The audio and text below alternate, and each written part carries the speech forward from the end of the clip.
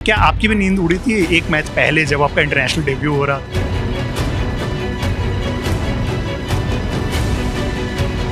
नींद क्या, भूख प्यास सब। तो फील्ड पे कुछ अग्रेशन भी देखने को मिलता है, अग्रेशन की कुछ वीडियोस भी सामने आते हैं। मेरा रिएक्शन और ज़्यादा वर्स्ट हो गया, इसके कारण मैंने मुंह पे भी हाथ रख लिया था। वैभव सूर्यवंशी काफ़ी चर्चा में है।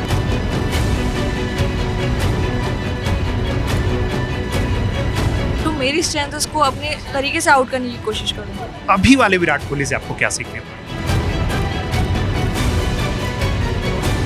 बोलते हैं कि मुझे बोरिंग चीज़ें बहुत पसंद है, तो उनसे मैं भी सीख रही हूँ। नहीं, डांट तो अभी भी पड़ती है, अभी भी चाटा खाती है, अभी भी डांट पड़ती है। सो एक बार फिर हमारे साथ बात करने के लिए वैष्णवी शर्मा मौजूद हैं और जिस तरीके से इनका राइज हो रहा है इंडियन क्रिकेट में, जिस तरीके से राइज है, हम सब काफ़ी प्राउड फील करते हैं क्योंकि चंबल के इलाके से निकल के यहाँ आने वाली पहली क्रिकेटर हैं और जिस तरीके से इनका रहा है। वैष्णवी, सबसे पहले तो कॉन्ग्रेचुलेशंस कि आपका इंडिया ए की टीम के लिए अभी सिलेक्शन जो हुआ है, वहाँ जाके खेलना क्या लग रहा है कि अभी तक जितना आपने क्रिकेट खेला है उससे एक अलग प्रेशर होने वाला है आपके लिए? प्रेशर हर जगह होता है, ये अलग स्पेसिफिक प्रेशर नहीं रहेगा, लेकिन उसको एंजॉय करने की बात है। और मैं सब चीज़ के लिए रेडी हूँ। मुझे इंडिया खेलना है, मुझे इंडिया के लिए कंट्रीब्यूट करना है, सो मैं हर चीज़ के लिए रेडी हूँ, हर चीज़ फेस करना चाहती हूँ। जी बिल्कुल, जिस तरीके से तैयारी हुई थी, अंडर 19 से बात कर लेते हैं। अंडर 19 में जिस तरीके से आपने क्रिकेट खेला और जो एक आपका प्रदर्शन रहा था उसकी हर किसी ने चर्चा की थी। नेशनल टीम में जब आए और उसके बाद से, क्योंकि ये एक ऐसा स्टेज होता है जिसके लिए आपने अभी कहा भी कि वो एक ड्रीम होता है ब्लू जर्सी जब आपको मिल गई और नेशनल टीम की, तो वो जो एक प्रेशर होता है उसके बाद वहाँ पे जाके परफॉर्म करना होता है। आपकी जो फर्स्ट सीरीज़ थी, अगर मैं गलत नहीं हूँ तो श्रीलंका के अगेंस्ट थी, उसमें आपने अच्छा परफॉर्म किया था। तो वहाँ जब परफॉर्मेंस होता है तो किस तरीके का सेटिस्फैक्शन आपको मिलता है? वो सेटिस्फेक्शन ऐसा रहता है कि जिसमें आपको नींद आ जाए। ट्रू, क्योंकि अगर आपको इतनी बड़ा स्टेज मिल रहा है, आपको चांस मिल रहा है, और अगर आप नहीं करते हो तो वो आपकी एक साल की नींद उड़ा देता है। लेकिन अगर परफॉर्म कर रहे हो, वो आपको इतनी अच्छी नींद देता है कि आप अगले मैच के लिए बहुत ज़्यादा रेडी रहते हो, खुद दिल से खुश रहते हो। अपने ऐसा लग रहा है कि हाँ, आप एक अलग आसमान पे हो। अपनी टीम के लिए करना, अपने हिंदुस्तान के लिए करना, वो एक अलग ही बात होती है। बिल्कुल, आपने नींद उड़ाने की अभी जो बात की है कि नींद उड़ जाती है, कई प्लेयर्स ने ऐसा कहा है कि जो नेशनल टीम का जो पहला मैच होता है उससे पहले नींद नहीं आती है, चाहे वो बैटर्स हो या बॉलर्स हो। बॉलर्स के लिए दिक्कत और होती है क्योंकि बैटर्स के पास एक चांस होता है, लेकिन बॉलर्स को हर डिलीवरी पे अलग माइंडसेट के साथ बॉल डालना होता है। उनके सामने जो प्लेयर्स होते हैं उनके अकॉर्डिंग अलग प्लान बनाने होते हैं। तो क्या आपकी भी नींद उड़ी थी एक मैच पहले जब आपका इंटरनेशनल डेब्यू हो रहा था? जी, नींद क्या, भूख प्यास सब। जिस दिन मेरा फर्स्ट डेब्यू होने वाला था, मुझे समथिंग 11 और 12 बजे पता चल गया था कि हाँ, मेरा डेब्यू होने वाला है आज। तो उस समय से मेरे को ऐसा था कि मुझे भूख लग रही है, लेकिन मैं खाना भी नहीं खा पा रही। एक्साइटमेंट इतनी है कि मुझे अभी ग्राउंड लेके जाओ, मुझे करना है। और जब वो पल आता है कि आपको डेब्यू कैप मिलती है, नेशनल एंथम में खड़े हो, वो पल आप कभी वर्ड से एक्सप्लेन नहीं कर सकते। वो जब आप फील करते हो, वो आपको ही गूज़बम्प आते हैं कि आपको आपके सारे फैंस देख रहे हैं, आप इंडिया के लिए कुछ करने जा रहे हो, आप एक नया नाम बनने जा रहे हो। वो बेस्ट फीलिंग होती है। जी बिल्कुल, और नया नाम जब बन जाता है वैष्णवी, तो फील्ड पे कुछ अग्रेशन भी देखने को मिलता है, अग्रेशन की कुछ वीडियोस भी सामने आते हैं। जब मैच खत्म हुआ, आपने वो वीडियो देखा होगा और किसी ने अगर सीनियर्स ने दिखाया होगा, तो उस टाइम के बाद का कैसा एक्सप्रेशन था कि यार कैमरे ने इसको भी कैच कर लिया? एक्चुअली वो वीडियो जैसी, मतलब ये उस समय ये हुआ था कि जो चीज़ हुई वो मेरे सामने ही आ गई। किसी के देखने से पहले मैंने खुद ने देख लिया। शिट, कैमरा मेरी तरफ, तो मुझे पता नहीं था, और मेरा रिएक्शन और ज़्यादा वर्स्ट हो गया, इसके कारण मैंने मुंह पे भी हाथ रख लिया था। तो फिर कुछ नहीं, हो गया सो हो गया, आगे बढ़ते हैं ऐसा करके। और किसी ने लेकिन इस बारे में बात नहीं करी थी, क्योंकि उनको पता है कि हाँ, इट्स ओके, हो जाता है, क्योंकि ऑन फील्ड निकल जाता है थोड़ा ऐसा। तो उन्होंने बोला कोई बात नहीं, बट आगे से याद रखना कि कैमरा आपकी तरफ भी रहता है। जी बिल्कुल, आगे की तैयारियों को लेके कि जिस तरीके से अब कि वर्ल्ड कप, ठीक है कि अभी आप इंडिया ए की टीम के लिए सेलेक्ट हुए हो, आगे आपकी क्या कोशिश है किस मतलब टूर्नामेंट के लिए और जो अपकमिंग वर्ल्ड कप, क्योंकि अब हम लोगों के पास एक वनडे वर्ल्ड कप जब आ गया है तो सबकी नज़र जो है वो हमारी टीम पे रहती है। हम लोग एक्सपेक्ट कर रहे हैं कि वैष्णवी जो है वो नेक्स्ट वर्ल्ड कप खेले। वनडे वर्ल्ड कप की मैं बात कर रहा हूँ, क्योंकि T20 वर्ल्ड कप की लगातार बात होती है। वनडे वर्ल्ड कप की जो एक फीलिंग होती है वो हम सब ने अभी फील किया था 2 नवंबर को।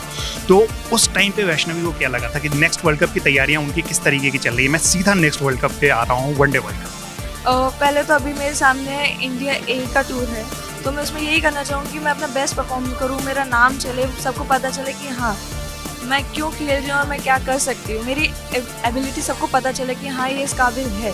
दूसरी चीज़, मैं भी यही सपना देख रही हूँ कि इतना अच्छा परफॉर्म करूँ, इतना कंसिस्टेंसी लाऊँ, अपना गेम इतना इम्प्रूव करूँ कि नेक्स्ट वर्ल्ड कप में ज़रूर रहूँ। मेरा यही सपना है। बिल्कुल, ऑल द बेस्ट कि नेक्स्ट वर्ल्ड कप में आप जाएं। आखिरी के 1-2 क्वेश्चंस, जब आप बॉलिंग करती हैं तो कई बार ऐसा होता है कि बॉलर्स को सामने वाले बैटर्स से भी बहुत कुछ सीखने को मिलता है। कई ऐसे एक्सपीरियंस बैटर्स के अगेंस्ट आपने बॉलिंग की है और एक प्रेशर भी होता है जब आप जानते हो कि ये इतनी महान प्लेयर्स हैं, उनके सामने आप मतलब बॉलिंग कर रहे हो। आपको क्या लगता है कि सबसे ज़्यादा, एक अपोजिशन की मैं बात करूँ, वो मतलब आप इसमें WPL की भी बात कर सकते हैं, इंटरनेशनल क्रिकेट की भी बात करते हो, सबसे ज़्यादा आपको किससे सीखने को मिला था? और WPL का जो वो कॉल अप आया था, जब हम लोगों ने लास्ट टाइम बात की थी, हमने कहा था कि कोई बात नहीं है, कॉल अप नहीं आया है, देख लेंगे जो भगवान को होगा, और उसके कुछ ही दिन बाद आपके पास एक कॉल अप आया था।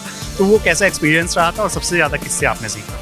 सबसे ज़्यादा पहले बात करते हैं कि सबसे ज़्यादा श्रीलंका के टाइम पे मैंने नेट्स में बात करती थी। जब मैं बॉलिंग करती थी तो मैं हैरी दी से बात करती थी, स्मिथी दी से, शेफाली दी से, कि दी कैसा आ रहा है, डिफ़िकल्टी हो रही है या फिर ईजी पड़ रहा है, ऐसे करके उनसे फीडबैक लेते लेते मुझे समझ में हाँ मैं और ये इम्प्रूव कर सकती हूँ, ये एरिया बेस्ट चल रहा है मेरा, ऐसे करके। और रही बात प्रेशर की, मैं उसको इन्जॉय करती थी। क्यों? क्योंकि जब तक मैं उस प्रेशर को इन्जॉय नहीं करूँगी, लर्न नहीं करूँगी, तब तक मैं आगे नहीं बढ़ूँगी। ऐसा रहता है, अगर आप उस प्रेशर में ही डर जाओ तो आप आगे कैसे जाओगे? तो मेरा हर बार का कहना यही है कि अगर जब भी प्रेशर मिले, मैं उसमें पहले आगे आना चाहती हूँ कि अगर मुझे वो प्रेशर में लाओ, मैं करके दिखाऊंगी और मैं गारंटी भी देती हूँ, ऐसा करके। एक सर्टेन एज के बाद जो प्लेयर से बहुत कुछ सीखने को मिलती है। आप काफ़ी यंग हैं, लेकिन जब अभी IPL की बात आती है तो अब विराट कोहली को हम लोग कंसिडर करते हैं कि वो एक सर्टेन एज को हिट कर चुके हैं, जहाँ से लोग कहते हैं, कहा जाता है कि वो डिक्लाइन आ जाता है प्लेयर्स का। लेकिन अभी भी जब आप IPL में देखो तो वो उस तरीके के परफॉर्म कर रहे हैं।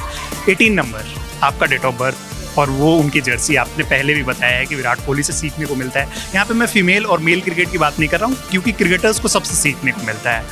अभी जिस तरीके का उनका प्रदर्शन रह रहा है, अभी वाले विराट कोहली से आपको क्या सीखने को मिलता है? It's all about fitness, mindset. उन्हें अपनी फिटनेस इतनी अच्छी रखी है, माइंडसेट अभी भी वैसे ही है। मतलब अगर वो ग्राउंड में एंटर करते हैं तो वो जीतने के लिए करते हैं। वो ये करते हैं कि मैं ही अपनी टीम को, मैं किसी और के भरोसे नहीं, मैं खुद पे ही और खुद की परफॉर्मेंस से अपनी टीम को जितवाऊंगा। मैं उनसे ये सीखती हूँ, उनका डिसिप्लिन। मतलब इनकी मैंने इतने सारे इंटरव्यूज़ देखते हैं, वो बोलते हैं कि मुझे बोरिंग चीज़ें बहुत पसंद है। तो उनसे मैं भी सीख रही हूँ कि हाँ ठीक है, मैं भी कंसिस्टेंट रहूँगी, मैं भी बोरिंग चीज़ को अपनी रूटीन में लाऊंगी। बोरिंग नहीं होता, क्योंकि वो डिसिप्लिन में आता है, वही आपको धीरे धीरे करके ऊपर एक अच्छे लेवल तक पहुँचाता है। क्वेश्चन तो बहुत सारे हैं, आखिरी के 2 सवाल जो हैं आपके पेरेंट्स से रिलेटेड। पिछली बार आपने कहा था कि पापा जो है कई बार किसी चीज़ों को रोक देते हैं और मम्मी कहती है कि यार तू जाके कर, और वो मम्मी जो है वो पापा को डांट लगा देती हैं। क्या अभी भी वो सिलसिला चल रहा है, या पापा अभी तक जो है अब वो कह चुके हैं कि हाँ अब ठीक है, अब उतनी डांट नहीं लगती है? नहीं, डांट तो अभी भी पड़ती है, अभी भी चाटा खाती है, अभी भी डांट पड़ती है। सॉरी, चाटा नहीं खाती, मतलब पिटती तो अच्छी खासी है। आखिरी क्वेश्चन जो है, एक युवा प्लेयर जो दूसरे युवा प्लेयर से सीखता है, जैसे वैभव सूर्यवंशी काफ़ी चर्चा में है, और एक चीज़ जो होता है बार बार लोग समझने की कोशिश करते हैं, एज अ बॉलर जब आप उनको देखते हो अच्छा लगता है कि एक युवा प्लेयर आपसे भी काफ़ी छोटे हैं जो वो रन कर रहे हैं, लेकिन एज अ बॉलर आपके दिमाग में क्या चलता रहता है कि अगर मेरे सामने ऐसा कोई बैटर आ जाए फीमेल क्रिकेट में, तो उसको मैं किस टाइप से बॉल डालूंगी और किस टाइप से आउट करने की कोशिश करूँगी?